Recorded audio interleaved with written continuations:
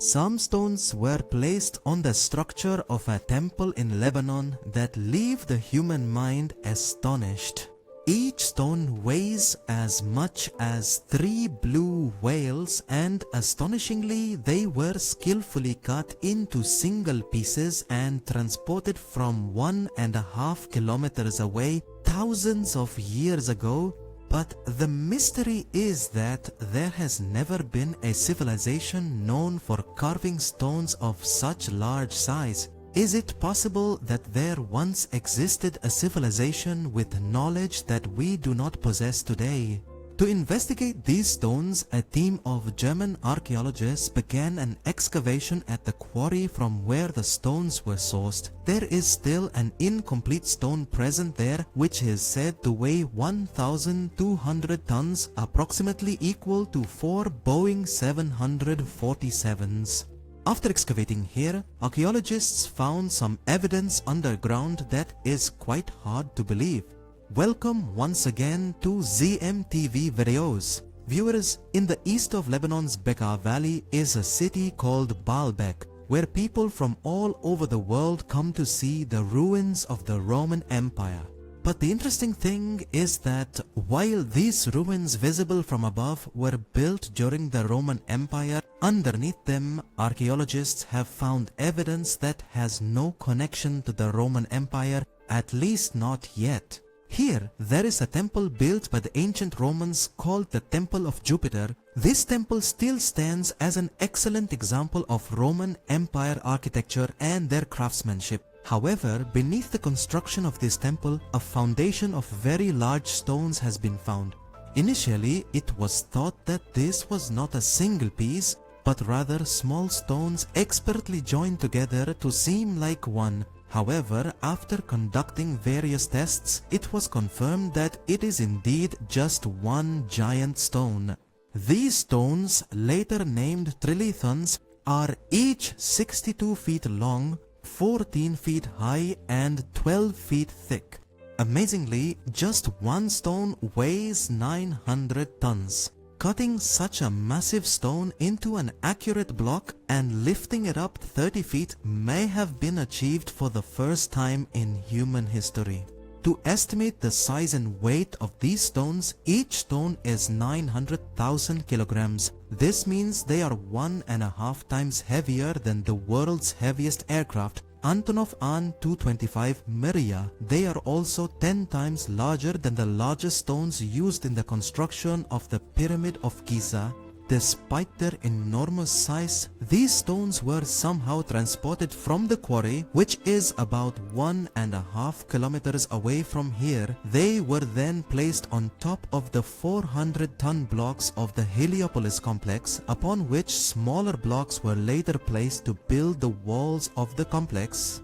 The precision with which these stones were cut and joined is truly extraordinary, especially considering that modern machinery was unimaginable during that time. There is not even a paper-thin gap between them. In Roman structures, the focus was on beauty. They wanted to showcase their construction scales to the world. However, the trilithons were placed here not to be displayed, but rather to be buried, because this part of the foundation was initially buried underground. After seeing this, a question arises in the mind. If a civilization accomplishes such a great feat, why would they hide it? The ancient Romans, who were famous for keeping records of all their skills, do not mention anything in Roman documents about transporting and lifting these trilithons from the quarry. This indicates that the construction of this site was not entirely done by the ancient Romans. Rather, they built their temple on top of a pre-existing foundation. According to historians, the largest crane that the Romans had was capable of lifting only 7 tons, which makes it extremely unlikely that they could have lifted these 900-ton stones. And for the stones that the Romans lifted using cranes, they would make a specially shaped hole in them called Lewis holes, but we do not find any such holes in the trilithons. If there is no record of the Romans' common engineering techniques being used to cut the trilithons, if there is no information about who brought and placed them here, then who executed this task with such expertise? Who actually built the original foundation of the Temple of Jupiter? The other stones of the Temple of Jupiter are set with a finished look, while the trilithons lack such finishing and clearly show the effects of wind and sand erosion, as if they have been lying here for thousands of years. Many historians believe that considering all these factors, the trilithons are not from the Roman Empire era but are 12,000 years old, which means 10,000 years before the Roman Empire. The work considered impossible even in today's modern times. Which civilization managed to do it back then, and how? This is a mystery that archaeologists have not been able to explain yet. In Baalbek, it's not just these trilithons that baffle the human mind.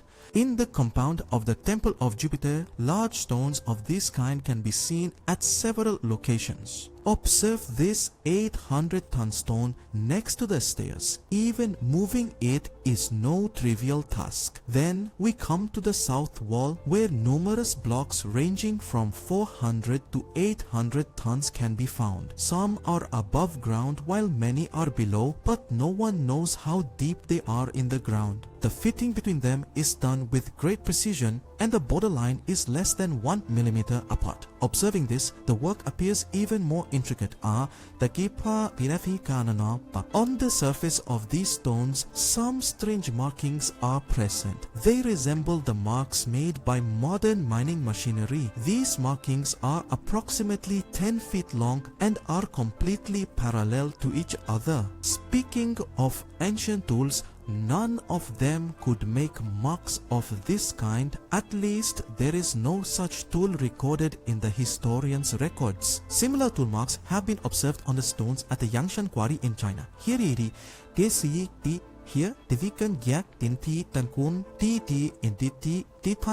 a 16,000 ton stone block with the same type of marks as those found on the stones at Baalbek.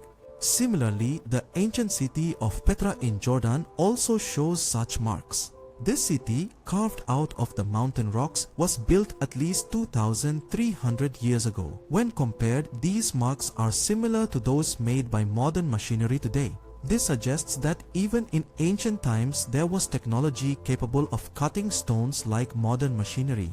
But obviously, historians still do not have any concrete evidence of this. Now, let's talk about the quarry from which these Baalbek stones, including the trilithons, were actually brought. The Baalbek quarry is about 1.5 kilometers away from the Temple of Jupiter, and it is a limestone quarry. Some half-cut stones are still present here. This is even more astonishing because it is one of the largest stones used in the Temple of Jupiter and the complex. At the quarry, this partially cut stone is known as the pregnant woman stone. There are many famous stories about how it got this name. 68 feet long, 14 feet high and 14 feet thick. According to the area, its weight is calculated to be 1,200 tons. This stone is positioned at an angle while its bottom part is still connected to the quarry stone. Whoever cut it into this shape did not get the chance to separate the bottom part, and perhaps they had to leave the work unfinished. Otherwise, this stone might have been seen today at the site of the Temple of Jupiter. The same type of markings observed on the other stones of the Temple of Jupiter are still present on the bottom of this stone today. In Switzerland's Jungfrau Park, there is a model of the pregnant woman stone surrounded by models of some modern cranes.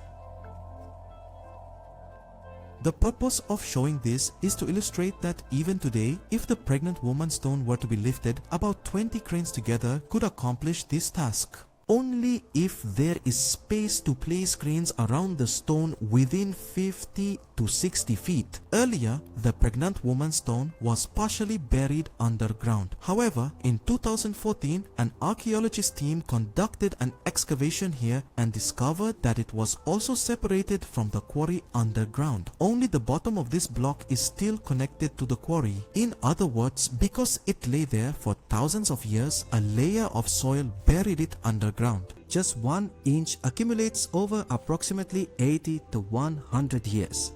In pictures of the pregnant woman's stone, it is seen buried approximately 10 feet deep, which is 120 inches. Therefore, if 1 inch equals 80 years, accumulating 120 inches would take 9,600 years, roughly 10,000 years.